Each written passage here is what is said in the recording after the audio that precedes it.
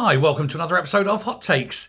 Now, we all know that the use of hotels for asylum seekers is problematic.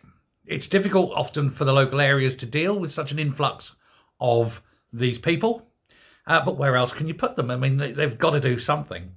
But there is now a case where perhaps they're finally realising that hotels are not as good an idea as at first they thought. And the reasons are, well, when we go through this, they're self-explanatory. You're going to see it straight away when we discuss this. Because it's pretty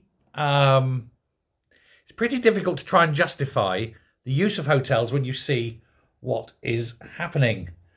There is a woman, women generally, who are being put at risk over this, and it's so far up the scale of things that politicians themselves, especially Labour politicians now, don't really want to talk about it because it is problematic. What's happening is that some of these hotels are they are 100% filled with the migrants, as they're calling them, that they're now being used as brothels because there's no one there to police them. There's no staff in these places anymore. You know, the hotels, when they get taken over for this, the government tell the owners that they have to fire all the staff. And so men are travelling, local men often, are travelling to these hotels where women are being exploited, beaten, abused, and effectively raped because the migrants have taken over the asylum, quite literally, and have turned these hotels that they now control into brothels and drug dens. And the women there are often the women that they've travelled with. It could be lonesome women or whatever. Also migrants, undocumented, unknown. The police don't go into these places. They're unpoliceable. And the men are coming and they're just doing these things to women and paying the men. The men are running riot over this. It's a very serious problem. And these are all being taxpayer funded. So effectively, we are paying as taxpayers for immigrants to run illegal brothels where women are being raped. And the government are refusing to deal with it. That goes to show you what is going on. Now, the British Red Cross has actually been into Parliament and is explaining what's happening. Parliament are basically sticking their fingers in their ears. They don't want to do it. They said that women staying in facilities in London were engaged in forced prostitution. Men were travelling to the hotel specifically for sex with these women, paying their pimps. And the pimps are asylum seekers themselves. It's all asylum. And some of these women will never get out of those hotels. They're there, they're fed, and that's it. And next. And they're just pumped all day. And these asylum seekers, these poor little brain surgeons and fighter pilots and all this that they kept telling us that they're bringing in, are sitting there getting fat and rich off immoral earnings.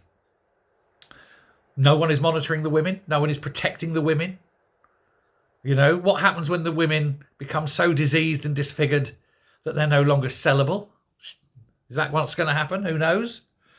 Now, the accommodation provider in this particular one, and the Red Cross are not going to name who it is, indicated that they were unable to intervene when this was going on. They would be threatened. And of course, it's not just this one. It's asylum hotels all over the country where, you know, there's violence, exploitation, and intimidation from immigrants at these places.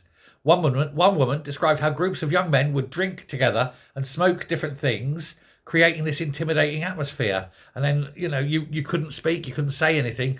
You would be beaten for complaining. You were told you would be engaged, you would be a prostitute. They would haul you out, and people would come to the hotel and do whatever they wanted to. You were meat. You weren't even human. Now, the Red Cross are saying that their casework teams are trying to support as best they can the women. They've managed to get some out and get them to safety. But even the support teams did not feel safe in the hotels due to the vast numbers of these young men of fighting age who were coming and going all the time, watching them, being very antagonistic towards them.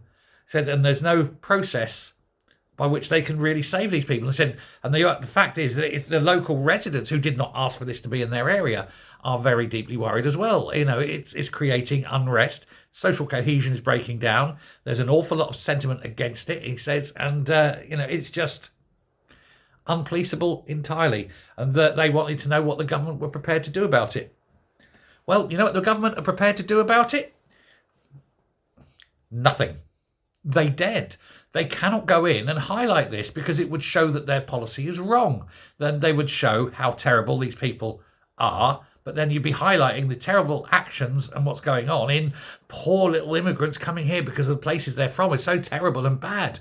And that doesn't go against the narrative that the government are trying to push. So the government is basically pushing this away, kicking the can down the road, hiding it under the carpet and ignoring it in the hope that we don't know what's going on. Well, thanks to the Red Cross, now we do. Now, it's not infrequent, is the words that the Red Cross is using, which is their way of saying it's happening everywhere.